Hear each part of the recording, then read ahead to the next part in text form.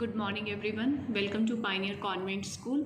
आज हम स्टार्ट करेंगे chapter 2 from history, the earliest people. Students, ये अर्लीस्ट पीपल का मीनिंग क्या हुआ और ये कब रहते थे, कहाँ रहते थे और कैसी इनकी लाइफ होती थी, ये हमारा चैप्टर का मेन कंटेंट है। अर्लीस्ट पीपल हम उन्हें कह रहे हैं, those people who were living millions years ago on this अर्थ।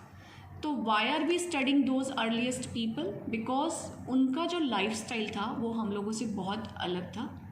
जितनी प्रोग्रेस और जितनी टेक्निकल एडवांसमेंट आज की लाइफ में है उतनी अर्लीस्ट पीपल के टाइम में नहीं थी। तो वो लोग कैसे रहते थे, कैसी उनकी लाइफ स्टाइल होती थी, क्या वो करते थे अपने लिविंग के लिए, कैसा फूड खाते थे, वो सब हम इस चैप्टर में स्टडी करेंगे, right. So first of all, how do we know about them? हम तो मिलियन ईयर्स पहले थे ही नहीं, और जो हमारे पेरेंट्स थे वो भी नहीं थे, पेरेंट्स के पेरेंट्स भी उस टाइम नहीं थे। Then how do we know them? हमें पता कैसे चलता है अर्लीस्ट पीपल के बारे में?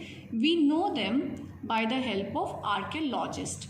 जो आर्कियोलॉजिस्ट होते हैं, जो हिस्टोरिकल थिंग्स की स्टडी करते हैं, एक्सकवेशन करते हैं, मीन्स खुदाई करते हैं साइट्स की, और वहाँ से जो उन्हें टूल्स मिलते हैं, वेपन्स, यूटेंसिल्स, कॉइन्स, बहुत सारी ऐसी चीज़ें मिलती हैं जिससे वो स्टडी करके वो एक आइडिया लगाते हैं कि उस टाइम के लोग ऐसे रहा करते थे। तो अर्लीस्ट पीपल और मॉडर्न पीपल में क्या डिफरेंसेस हैं? First of all we will see that. Number 1, earliest people have been nomadic. Now we have to understand the term nomadic. Nomadic क्या होता है?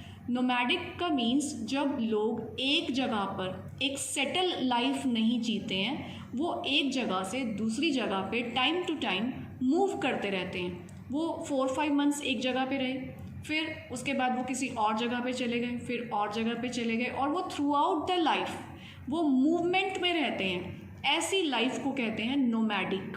क्लियर? नाउ अर्लीस्ट पीपल जो life lead करते थे that was nomadic, and modern people जो आज के time में आप और हमारी जो लाइफ है that is settled. We live a settled life. हमारा एक सेटल होम होता है, हमारी सेटल जॉब होती है, हमारी एक सेटल सोसाइटी होती है, और ऑलमोस्ट हम अपनी सारी लाइफ वहीं पे स्पेंड कर लेते हैं। Point is clear? Second point, जो अर्लीस्ट पीपल थे वो हंटर हुआ करते थे और गैदरर हुआ करते थे। मीन्स उनको क्रॉपिंग करनी नहीं आती थी, उनको फार्मिंग नहीं आती थी। वो लोग क्या करते थे? वो लोग जंगलों में शिकार किया करते थे, हंटिंग करते थे एनिमल्स की, और उन्हीं से अपना फूड खाते थे। गैदरर का मतलब कि जैसे जंगल्स में या ऑर्चर्ड्स में उनको जो भी फ्रूट मिल गया, जो भी खाने लायक चीज़ मिल गई, वो उसे गैदर करते थे, इकट्ठा कर लेते थे।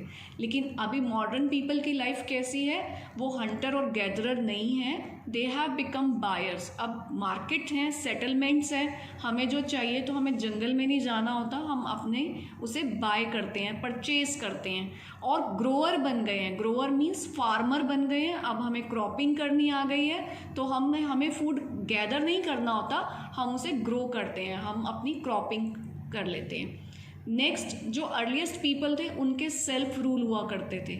उस टाइम कोई कॉन्स्टिट्यूशन नहीं था, कोई लॉ नहीं था, जिसको जैसे अच्छा लगता था वैसे रहता था, जिसको जितनी हंटिंग करनी है वो कर लेता था, जिसको जितने ट्रीज कटिंग करनी है वो कर लेता था।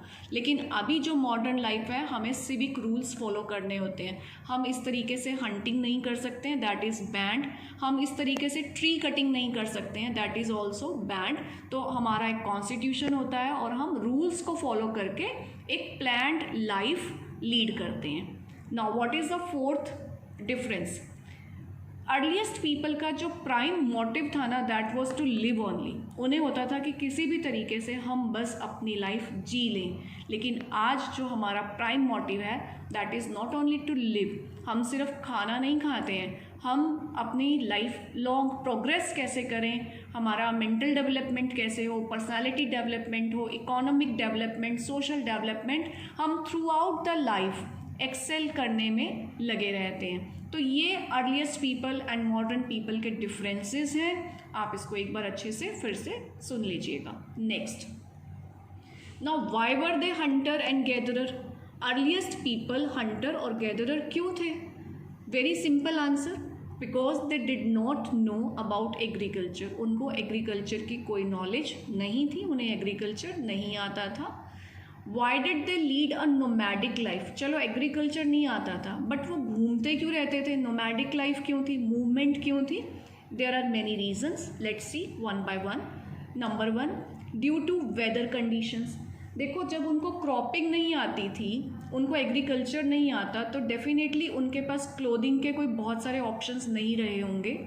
तो जैसे वेदर कंडीशन कहीं पे हार्श हो गई, मींस बहुत ज़्यादा कोल्ड हो गया, तो वो क्या करते थे, उस वेदर कंडीशंस को छोड़ के किसी और जगह चले जाते थे जहाँ पे थोड़ा माइल्ड टेम्परेचर हो, जहाँ कंफर्टेबल टेम्परेचर हो।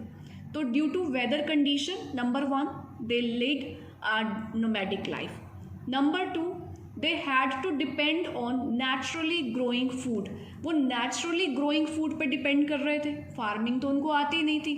अब जब वो नेचुरली ग्रोइंग फूड पे डिपेंड करेंगे, व्हेन प्लांट फूड डिप्लीटेड मतलब कम हो जाना, ख़त्म हो जाना, तो वहाँ का प्लांट फूड जब ख़त्म हो जाएगा तो क्या होगा, they had to find new grounds, उन्हें नए ग्राउंड सर्च करने पड़ते थे, उन्हें नए जंगल सर्च करने पड़ते थे कि यहाँ तो फूड ख़त्म हो गया, सो दे मूव्ड टू न्यू जंगल और फॉरेस्ट और प्लेस, और जब वहाँ पे ख़त्म हो जाते हैं तो वो वापस इस जगह पर भी आ सकते हैं। नेक्स्ट, 4th रीज़न था the place where water was seasonal. उस टाइम उनको मतलब कि कुएँ खोदने भी नहीं आते थे, उनको पोन्ड्स मेंटेन करने भी नहीं आते थे, उन्हें तो जहाँ वाटर मिल गया वो वहाँ रह जाते थे, तो that was very much seasonal, that depended on rain. Water के लिए भी people had to move to the areas, उन्हें उस एरिया में मूव करना पड़ता था जहाँ वाटर हो। तो क्या क्या रीज़न थे? Number 1, due to weather condition they had to lead a nomadic life. Second, they had to depend on naturally growing food. Number 3, when plant food depleted, they had to find new grounds. Number 4, the place where water was seasonal, people had to move to the areas which had water. So ये reasons थे उनके nomadic life के. This much is clear? Come to the next point. जो earliest people थे वो किस as में थे?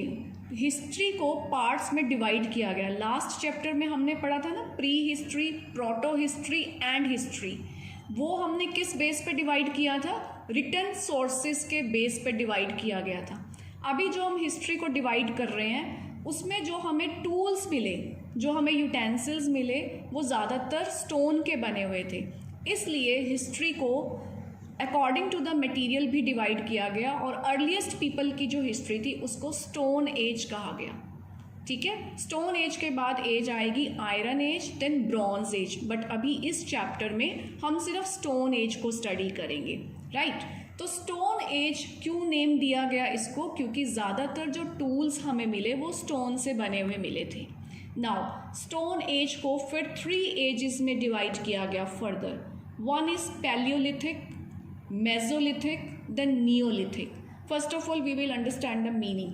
पैलियोलिथिक, लिथिक का मतलब होता है स्टोन, इसलिए ये वर्ड आपको सब में मिलेगा, इस नेम में भी मिलेगा, इसमें भी और इसमें भी। नाउ पैलियो मीन्स ओल्ड, तो पैलियोलिथिक का कंप्लीट मीनिंग हो गया old stone age. Mesolithic, middle stone age.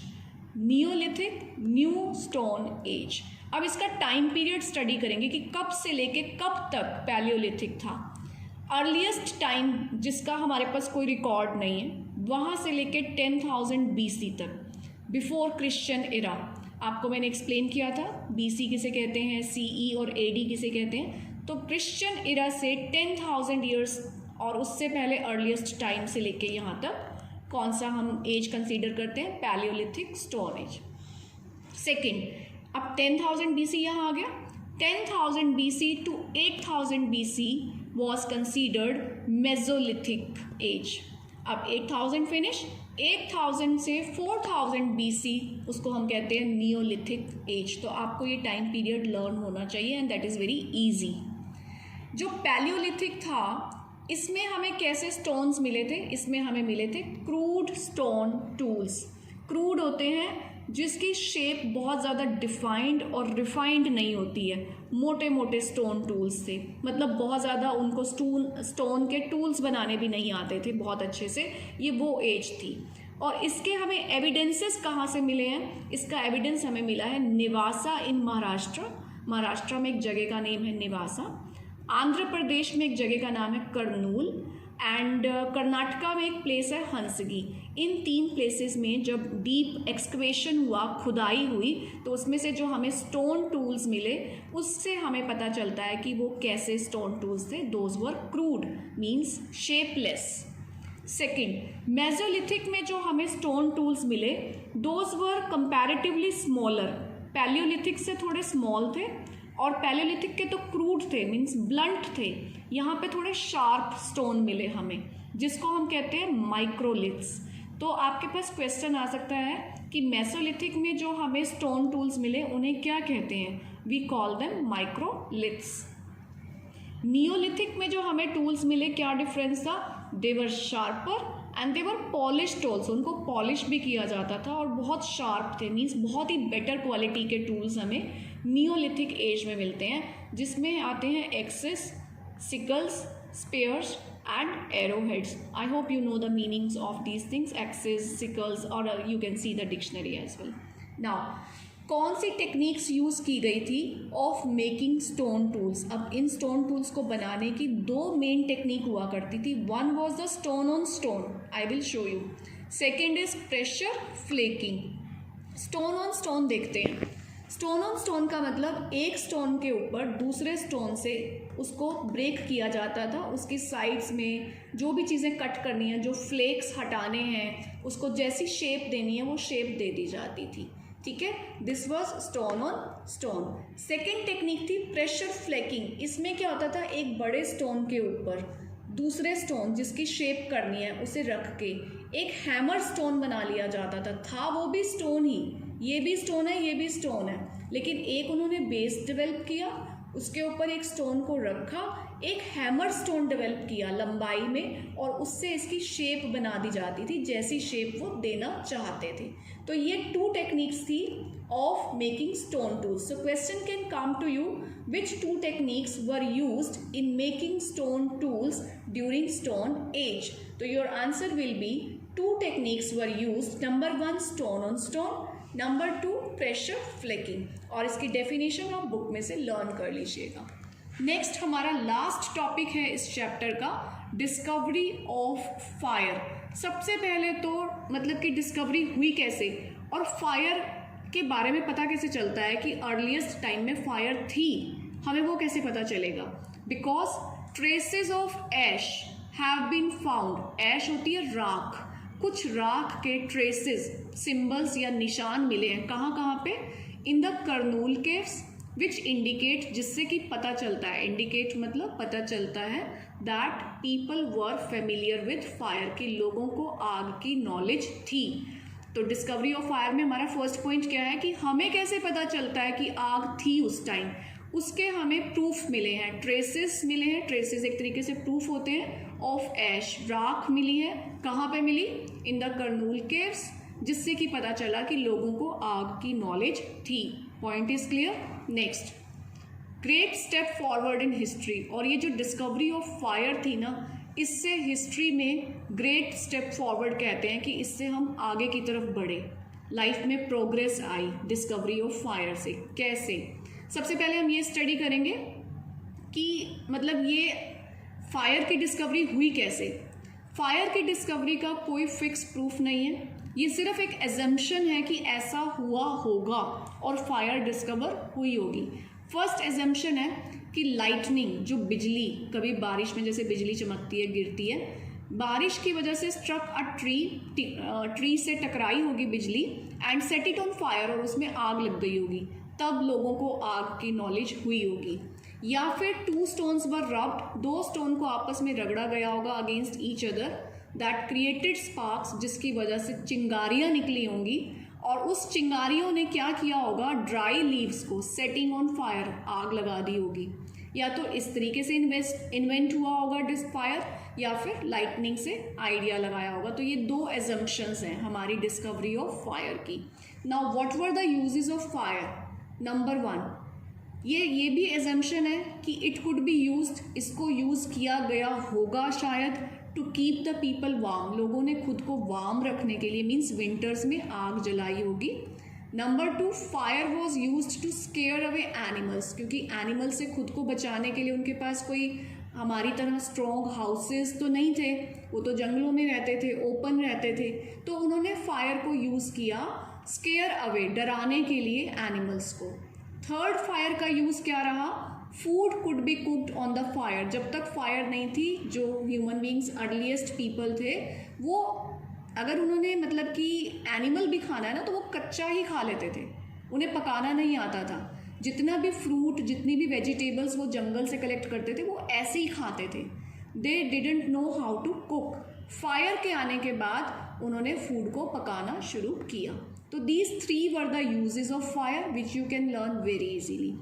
इसके बाद हमें अर्ली पीपल की लाइफ को जानने के लिए कुछ हमें अर्ली रॉक पेंटिंग्स मिली हैं, मतलब कि चट्टानों के ऊपर पेंटिंग्स की हुई मिली हैं। कहाँ कहाँ पे मिली हैं हमें? भीमबेटका केव्स हैं मध्य प्रदेश में, एमपी में। सदर्न उत्तर प्रदेश में हमें कुछ ऐसी पेंटिंग्स मिली हैं। Clear students? और जो कलर्स उन पेंटिंग में यूज़ हुए हैं वो हैं red, green, white and occur etcetera. Were the colours used by earliest people. कौन कौन से कलर यूज़ करते थे? Red, green, white and occur. और ये कोई मार्केट में मिलने वाले कलर नहीं थे, वो ये कलर क्रिएट करते थे नेचुरल थिंग्स से, लाइक फ्लावर्स से कर लिए, जो जंगल में उनको हर्ब्स मिलती थी, शर्ब्स मिलती थी। अगर उन्हें ग्रीन कलर बनाना है तो वो लीव्स यूज़ कर लेते थे, इस तरीके से वो कलर। और ये जो ऑकर है, ये एक तरीके का स्टोन होता है, इसका कलर होता है लाइट पिंक, जिसे हिंदी में गेरू कलर भी कहते हैं। तो ये नेचुरल थिंग से अपने कलर्स बनाते थे, फिर उन कलर से रॉक्स के ऊपर पेंटिंग बनाते थे। तो आज हमने स्टडी किया है अर्लीस्ट पीपल की लाइफ को। क्या क्या स्टडी किया? कि दे वर नोमैडिक, मीन्स एक जगह से दूसरी जगह घूमने वाले लोग थे। They were hunter and gatherer, they had their self rules and their prime motive was to live. They did not know anything about agriculture. And why were they moving from one place to another? Number 1, due to weather conditions, because they had to depend on the naturally growing food, and in search of food, in search of water or in search of shelter, they were moving from place to place. Stone Age के 3 parts आपने study करने हैं, palaeolithic old, mesolithic middle, neolithic new. Time period learn करना है, earliest to 10,000, 10,000 to 8, 8 to 4। And then कैसे stone tools थे? Palaeolithic में crude, mesolithic में smaller and sharper, and neolithic में शार्पर एंड पॉलिश्ड। एंड ये आपका tool making process, number 1 stone on stone, number 2 pressure flaking. After that discovery of fire, कैसे इसने help किया, क्या एजम्पशंस रही थी? ये 2 एजम्पशंस थी, lightning and 2 stone rubbing. After that, these are uses of fire and these were the early rock paintings. Where are they found? बहुत small chapter है, बहुत इजी चैप्टर है, इसको एक बार अच्छे से रीड कर लीजिए and then you can answer any question related with this chapter. Okay students, have a good day, see you in the next video.